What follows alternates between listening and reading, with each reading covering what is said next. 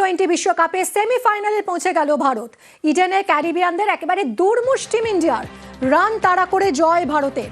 প্রথমে ব্যাট করে 195 করে ওয়েস্ট ইন্ডিজ, 5 উইকেটে ম্যাচ জিতল টিম ইন্ডিয়া। সঞ্জু স্যামসনের অনবদ্য 97 রান।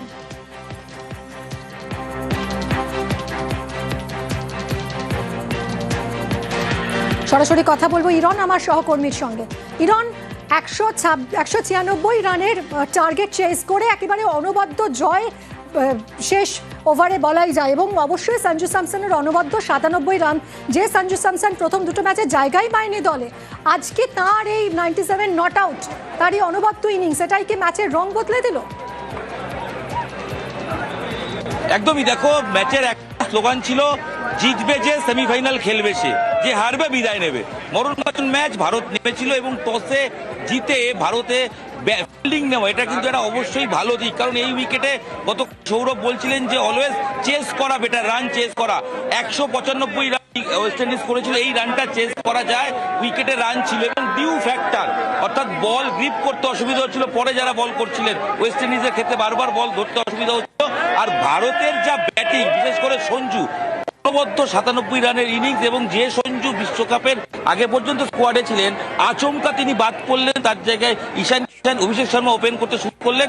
কিন্তু পরিস্থিতি জটিল হলো যখন ওপেনার দুজন লেফটি সেভাবে ক্লিক করছিল। ঈশান কিষানের ব্যাট চলছিল, অভিষেক পারছিলেন না, তাই গত ম্যাচ থেকেই নিয়ে আসা হয় সঞ্জু স্যামসনকে। সঞ্জু আসার পর অক্সিজেন পায় ভারত। গত ম্যাচে প্রথম উইকেট 48 রানে পড়ে, এবং আজকের ক্ষেত্রে ইডেনে যে রোলটা করা প্রয়োজন ছিল, অর্থাৎ মারার বল মারবো, সিঙ্গেল রোটেট করব, স্লগার নয়, লাগবে ব্যাটার, প্রপার ব্যাটার হিসেবে ম্যাচ জেতালেন সঞ্জু স্যামসন। এবং সঞ্জুর ব্যাট অবশ্যই ভারতকে সেমিফাইনালে পৌঁছে দিল। মুম্বাইয়ের সেমিফাইনাল, সেই সেমিফাইনালে ইংল্যান্ডের সঙ্গে খেলবে। পরিসংখ্যান তোমায় বলে রাখি, বিশ্বকাপের আগে পর্যন্ত টি-20 বিশ্বকাপে ভারত ওয়েস্ট ইন্ডিজের কাছে মাত্র একবার জিতেছিল, ওয়েস্ট ইন্ডিজ 3 বার জিতেছিল, এবং হাইয়েস্ট রান চেস করে ভারত জিতলো 195 রান। টি-20 ফরম্যাট এর আগে ভারত কোনো দিনও জেতেনি। যারা আসছে দেখা, এই মুহূর্তে খেলা শেষ হয়েছে, দর্শক তারা একের পর এক বেরোচ্ছেন এবং কামন ইন্ডিয়া বলতে বলতে বেরোচ্ছেন। এই মুহূর্তে একটু কথা বলে যদি কিরকম অনুভূতি, একটু কথা বলার চেষ্টা করি। ফিলিংসটা কিরকম? চ্যাম্পিয়ন, আমরা চ্যাম্পিয়ন, আমরা চ্যাম্পিয়ন, আমরা চ্যাম্পিয়ন হবই। সঞ্জু সবচেয়ে একদম fantastic, Sanju Samson is good. ব্যাটের টার্নিং পয়েন্ট সঞ্জুর ব্যাট, রাইট। আমরা চ্যাম্পিয়ন। চ্যাম্পিয়ন তো ডেফিনেটলি ভারত হবে, কি হবে না সময় বলবে। তবে তার আগে যে ম্যাচটা নার্ভের ম্যাচ, প্রেসার যার ম্যাচ বের করবে সেই ম্যাচে ভারত প্রথমে বল করে 195 রান, এই উইকেটে যথেষ্ট ভালো স্কোর। তবে প্রথম দিকে মনে হচ্ছিল 195টা অন্তত কোথাও গিয়ে 20-25 রান ওয়েস্ট ইন্ডিজ কম করে ফেলেছে।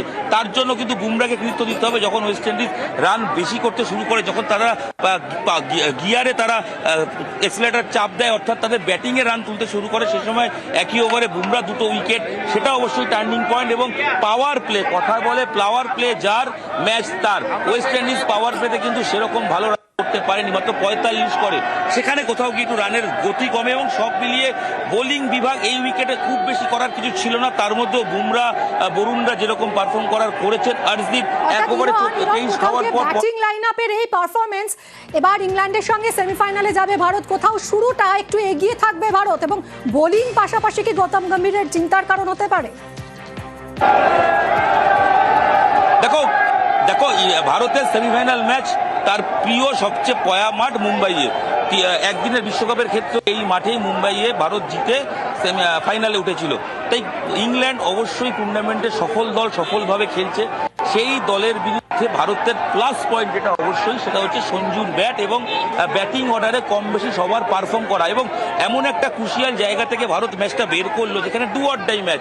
কথায় ছিল ব্যাপারটা সুপার 8, কিন্তু আসলে ছিল তো কোয়ার্টার ফাইনাল। জয় মানে অবশ্যই আত্মবিশ্বাস দেবে ভারতকে। এবং দুটো জিনিস, এক হচ্ছে হাইয়েস্ট রান চেস করে জয়, নাম্বার 1, এই ঘটনাটা ভারত ঘটাতে পেরেছে, এর আগে বিশ্বকাপে কোনোদিনও হয়নি। ধন্যবাদ।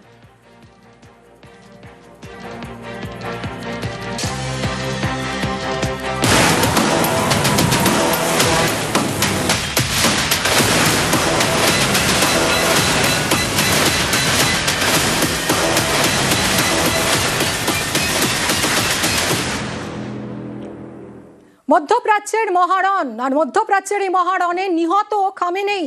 ইরান বনাম ইসরায়েল আমেরিকার যুদ্ধের যাবতীয় জল্পনা শেষ, সর্বোচ্চ নেতার মৃত্যু মানল ইরান। 40 দিনের রাষ্ট্রীয় শোক ঘোষণা তেহরানের, ঘুরে গেল 1 মাসের রক্তক্ষয়ী সংঘর্ষের মোড়। মার্কিন ইসরায়েলি হানায় কয়েকদিন ধরেই রক্তাক্ত ইরান, নিহত মেয়ে, নাতি, ছেলের বউসহ খামেনেইর পরিবারের একাধিক। গতকালই খামেনেই নিহত বলে দাবি করেছিলেন ট্রাম্প নেতানিয়াহু, কিন্তু বারবার অস্বীকার করেছিল ইরান এবং তারপর অবশেষে খামেনেইর মৃত্যু মানল তেহরান। ইরানের পরবর্তী সুপ্রিম লিডার খামেনেইয়ের ছেলে মোজতাবা।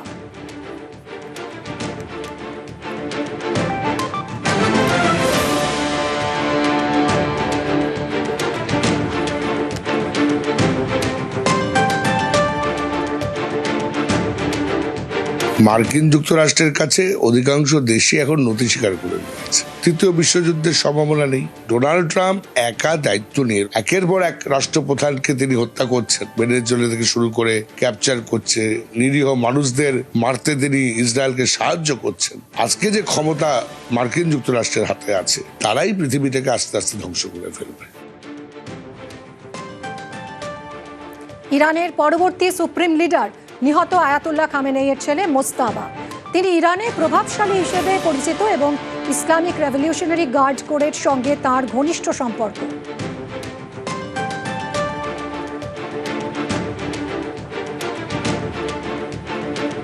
খামেনেই জামানার শেষে রাস্তায় নেমে উল্লাস বিরোধীদের, দেশ ছাড়ার হিড়িক খামেনেইপন্থীদের। আমেরিকায় হোয়াইট হাউসের সামনে বিক্ষোভ খামেনেইপন্থী প্রবাসীদের।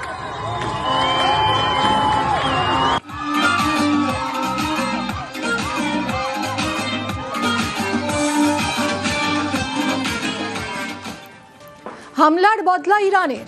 ইসরায়েল ও আমেরিকার যৌথ অভিযানের কিছুক্ষণের মধ্যেই পাল্টা হামলা শুরু। আরব আমিরশাহী, কাতার, বাহরিন, কুয়েত সহ 27টি জায়গায় মার্কিন সেনাঘাঁটি লক্ষ্য করে হামলা।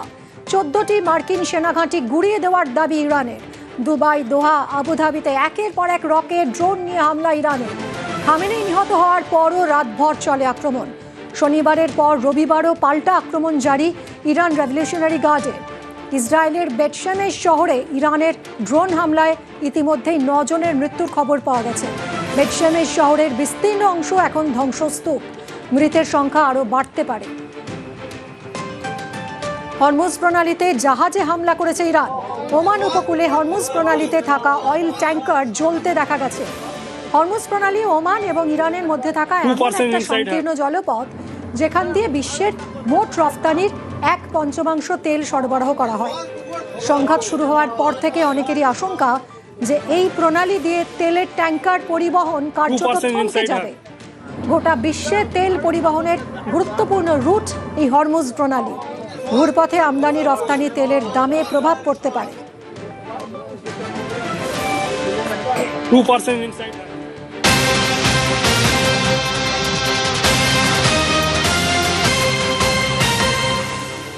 ওমানের বিদেশমন্ত্রীর সঙ্গে কথা জয়শঙ্করের। ওমানের প্রশংসায় বিদেশমন্ত্রী এস জয়শঙ্কর। মধ্যপ্রাচ্যের দেশগুলিতে যুদ্ধের দামামা, যুদ্ধ মোকাবিলায় ওমানের ভূমিকার প্রশংসা।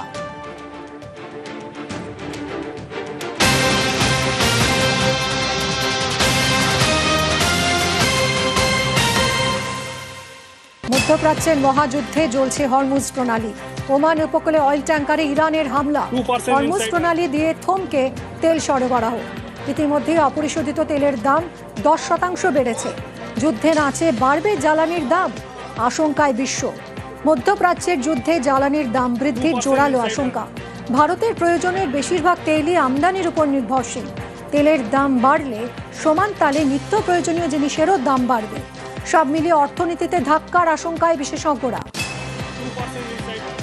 তেলের ট্যাঙ্কারের উপরও ইরানিয়ান হামলা হচ্ছে। এই এলএনজি যে গ্যাস, সেটার কিন্তু একটা বিরাট সোর্স ছিল হরমুজ প্রণালী দিয়ে। তো এইখানে যদি সেই পথটা আপাতত বন্ধ হয়ে যায়, এবং ক্রুডের দাম অবভিয়াসলি বাড়তে বাধ্য এই পরিস্থিতিতে। সেটার একটা রিপেল এফেক্ট আমাদের দেশে কিন্তু পড়বে, আমাদের স্টক মার্কেটের উপরেও তার প্রভাব পড়বে। যত সিবর্ন ট্রেড যেটা রয়েছে সেই সমস্ত ট্রেডটা কিন্তু একটু ঘুরে যেতে তারা বাধ্য হবে, দূর দিয়ে যেতে বাধ্য হবে। এর ফলে ট্রান্সপোর্ট রিলেটেড যে কস্ট রয়েছে সেটাও কিন্তু বাড়বে। যুদ্ধ পরিস্থিতি যদি আগামী 15 থেকে 20 দিনের মধ্যে একটা স্বাভাবিক পরিস্থিতিতে না আসে, যদি দীর্ঘকালীন যুদ্ধ চলতে থাকে, তাহলে কিন্তু অতি অবশ্যই আমাদের দেশের অর্থনীতি এবং আমাদের যে খনিজ তেলের সাপ্লাই তার উপর একটা প্রভাব কিন্তু পড়বে। হামলার বদলা ইরানে, ইসরায়েল ও আমেরিকার যৌথ অভিযানের পাল্টা জবাব। আরব আমিরশাহী একের পর এক রকেট ড্রোন নিয়ে হামলা ইরান রেভলিউশনারি গার্ডে। সংযুক্ত আরব আমিরশাহীতে হামলায় নিহত 3। বুর্জ খালিফা থেকে একাধিক বহুতল লক্ষ্য করে হামলা। বিমানবন্দরেও হামলা, বন্ধ বিমান পরিষেবা।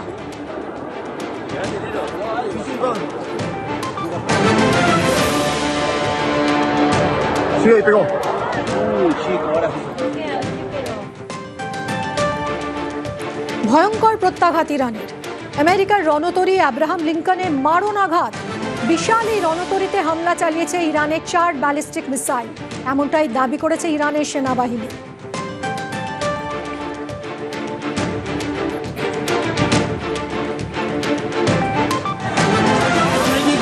ইরানে আয়াতুল্লাহ খামেনি নিহত হওয়ার খবর ছড়িয়ে পড়তেই বিক্ষোভ।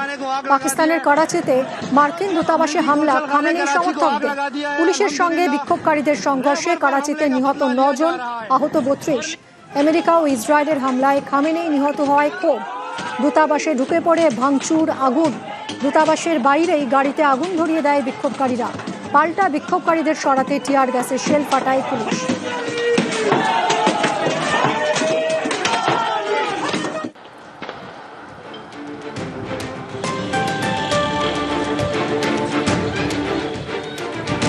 ইরানে আয়াতুল্লাহ খামেনেইয়ের মৃত্যুর বদলার হুঁশিয়ারি। সোশ্যাল মিডিয়ায় ইরানের নেতা আলী লারিজানির হুঁশিয়ারি। আমেরিকা ও ইসরায়েলের বিরুদ্ধে আরও বড় ধরনের হামলার সতর্কতা। Bahrain, Oman, Saudi, UAE, Kuwait সহ যেসব জায়গায় মার্কিন সেনাঘাঁটি রয়েছে সেই সব জায়গা থেকেই সাধারণ মানুষকে সরে যাওয়ার সতর্কতা জারি। এই সতর্কতা জারি করা হয়েছে ইরানের সংবাদ মাধ্যমে।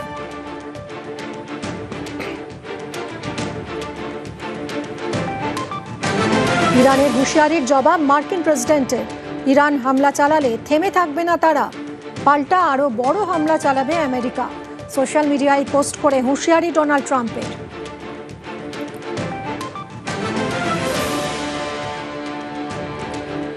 রাতে ফের ট্রুথ পোস্ট ট্রাম্পের। ইরানের 9টি যুদ্ধজাহাজ এবং নৌবাহিনীর বেস ধ্বংস করে দেওয়া হয়েছে বলে দাবি মার্কিন প্রেসিডেন্টের। বাকিগুলিও ধ্বংস করে দেওয়া হবে বলে হুমকি।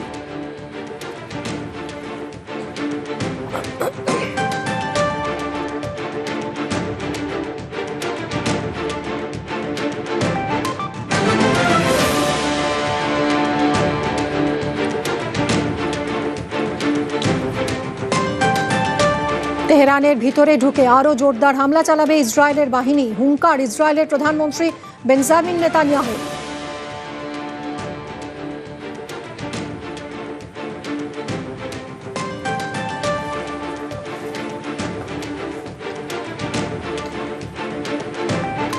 দুবাইয়ে আটকে ফিরহাদ হাকিমের স্ত্রী, মেয়ে ও নাতনি। মদিনায় গিয়েছিলেন তারা। ফেসবুক লাইভে ফিরহাদ কন্যা প্রিয়দর্শনী হাকিম জানান আটকে পড়ার কথা। is to tell everybody যে আমি, আমার মা, আমার মেয়ে, আমরা 3 জন এসেছি এখানে উমরা করতে। ইনশাআল্লাহ আমরা এখনো সেফ আছি, আমরা একদম সেফ আছি এখানে। হ্যাঁ, ন্যাচারালি মিলিটারি ফোর্স প্রচণ্ড বেড়ে গেছে আর air space close, so we don't really know how to go back, but we plan to carry on our umrah. দুবাইয়ে আটকে কলকাতার বাসিন্দা আশিস পণ্ডিত। গতকাল থেকে পরিস্থিতি ভয়াবহ হয়েছে। গতকাল পর্যন্ত হোটেল বুক ছিল, আজ বিমান ক্যান্সেল, তাই 3 গুণ টাকা দিয়ে হোটেল বুক করতে হয়েছে।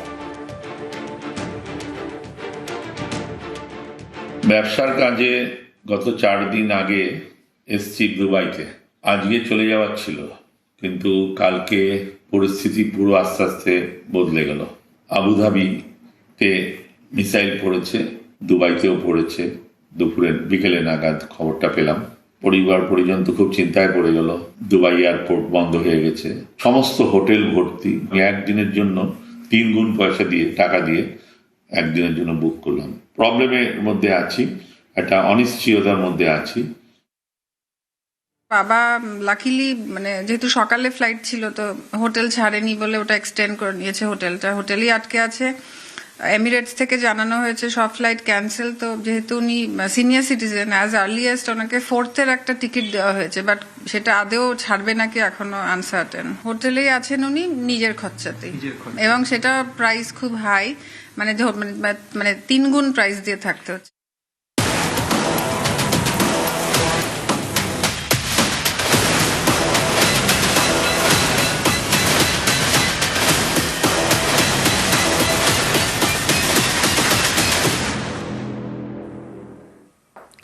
এসআইআর এর প্রতিবাদে ফের পথে মমতা বন্দ্যোপাধ্যায়। শুক্রবার মেট্রো চ্যানেলে বসবেন ধর্নায়, জানালেন অভিষেক বন্দ্যোপাধ্যায়। হুঁশিয়ারি দিলেন ফের সুপ্রিম কোর্টে যাওয়ার।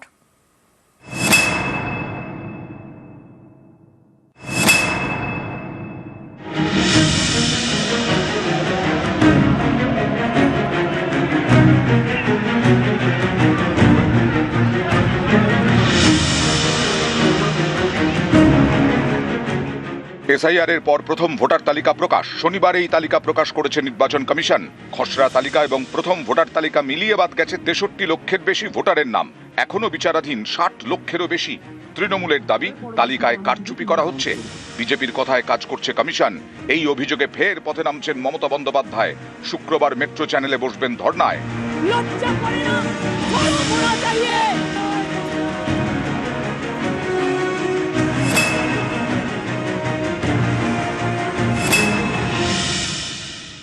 তারিখ মেট্রো চ্যানেলে মমতা বন্দ্যোপাধ্যায় নিজে এই নিয়ে প্রতিবাদ কর্মসূচি নিয়েছে। তিনি অবস্থান বিক্ষোভ এবং ধর্নায় দুপুর 2টো থেকে নিজে বসবেন। তারপরে পরবর্তী কর্মসূচি তিনি অ্যানাউন্স করবেন। আমরা যখন মিটিং করতে গেছিলাম জ্ঞানেশ কুমারের সাথে, তিনি স্পষ্টত বলেছিল, এবং আমাদের কাছে তার প্রুফ রয়েছে, যে যদি একবার কারো নাম ড্রাফট লিস্টে উঠে যায় তার নাম আর কোনোভাবে ডিলিট করা যাবে না। তার কারণ তার ম্যাপিং হয়ে গেছে, তার নাগরিকত্ব নেওয়ার প্রশ্ন নেই। এগুলো আমরা সর্বোচ্চ আদালতের কাছেও তুলবো, আমরা আমাদের মতো আইনতেও লড়বো, আর আমরা এই নিয়ে মাঠেও নামবো। মুর্শিদাবাদের 5টা বিধানসভা বলি। রঘুনাথগঞ্জ বিজেপি ভোট পেয়েছিল 27,000, আন্ডার অ্যাডজুডিকেশন 1,15,000। ভগবান গোলা বাই ইলেকশন হয়েছিল, তৃণমূল জিতেছিল, বিজেপি ভোট পেয়েছিল 18,490। বদলানিতে 1,10,000 মানুষকে আন্ডার অ্যাডজুডিকেশন রাখা হয়েছে। শামশেরগঞ্জ 1,08,400 লোক আন্ডার অ্যাডজুডিকেশন রাখা হয়েছে। সুতি 1,04,980 জনকে আন্ডার অ্যাডজুডিকেশন দেখানো হয়েছে। লালগোলা 1 লক্ষ মানুষকে আন্ডার অ্যাডজুডিকেশন দেখানো হয়েছে। মালদার ক্ষেত্রে 2021 সালে সুজাপুরে বিজেপি ভোট পেয়েছিল 18,000, সেখানে আন্ডার অ্যাডজুডিকেশন একটা বিধানসভা থেকে 1,34,000, মানে 90% অফ দ্য বিধানসভা। আপনি বলে দিন না এই বিধানসভার মানুষ ভোট দেবে না, আপনি ঠিক করুন।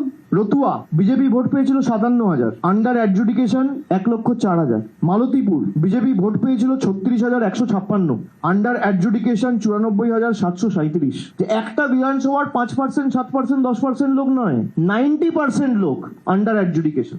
আর এটা একমাত্র বাংলায় হচ্ছে। মহিলাদের নাম বেছে বেছে বাদ দেওয়া হচ্ছে, এসসিদের নাম বাদ দেওয়া হচ্ছে, সংখ্যালঘুদের নাম বাদ দেওয়া হচ্ছে, এসটিদের নাম বাদ দেওয়া হচ্ছে বেছে বেছে, যারা বিজেপিকে ভোট দেয় না। 19শে জানুয়ারির যে নোটিফিকেশনটা, এটার সাথে যদি আপনারা প্রেস রিলিজটা ম্যাচ করে দেখেন, যেখানে দিনের শেষে ওরা বলেছিল 41,000 ফর্ম 7 পড়েছে, আর প্রেস রিলিজ করে নোটিফিকেশন ইস্যু করে বলছে যে ফর্ম 7 এর সংখ্যা 5,48,000। ফর্ম 6 দেখানো হয়েছে, সেখানে দেখানো হয়েছে টোটাল হচ্ছে 1,82,036। তাহলে 4 লক্ষ কোথায় গেল? 5 লক্ষ বাদ দেওয়া আর ফর্ম 6 থেকে 4 লক্ষ বাদ দেওয়া, এখানেই তো 9 লক্ষ ভোটের হেরফের হয়েছে। নির্বাচন কমিশন তো বললো না কজন রোহিঙ্গা ধরা পড়েছে, কজন বাংলাদেশি ধরা পড়েছে। আজকে তো এদের উচিত প্রকাশ্যে নিঃশর্তে সামনে জনসমক্ষে এসে কান ধরে উঠবস করে বাংলার মানুষের কাছে ক্ষমা চাওয়া। 26-এ আপনাদের আসন সংখ্যা 50-এর নিচে যাবে। নিউজ 18 বাংলা। ভোটার তালিকায় বিচারাধীন রাজ্যের মন্ত্রী থেকে একাধিক তৃণমূল বিধায়ক, এর পিছনে রাজনীতি দেখছে তৃণমূল, মানতে নারাজ বিজেপি।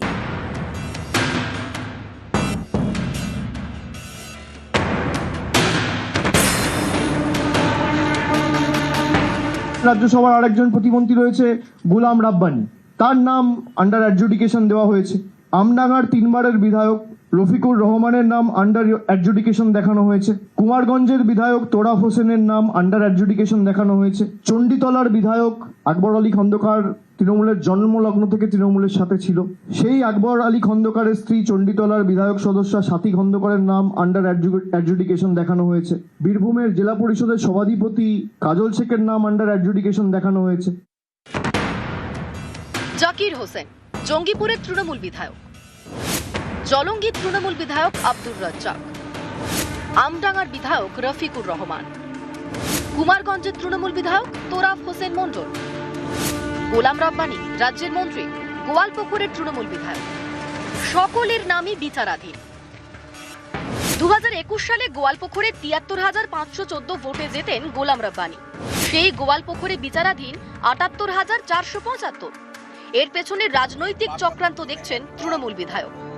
এটা পরিকল্পনা ছিল কি 78,000-74,000 ভোটে আমি জিতেছিলাম, 78,000 ভোট যদি কেড়ে নেওয়া হয় তাহলে রব্বানি হেরে যাবে। প্রত্যেকটা বিধানসভাতে এরকম করেছে। দক্ষিণ দিনাজপুরের কুমারগঞ্জের তৃণমূল বিধায়ক তোরাফ হোসেন মণ্ডলের দাবি, এসআইআর এর শুনানিতে তাকে ডাকা হয়েছিল, কিন্তু কেন ডাকা হয়েছিল তা বলতে পারেনি কমিশন। তিনি সব নথি জমা দেওয়া সত্ত্বেও এখন দেখা যাচ্ছে তাঁর নাম বিচারাধীনের তালিকায়। আমাকে এসআইআর এর হিয়ারিং এর টাইমে আমাকে নোটিশ করেছিল।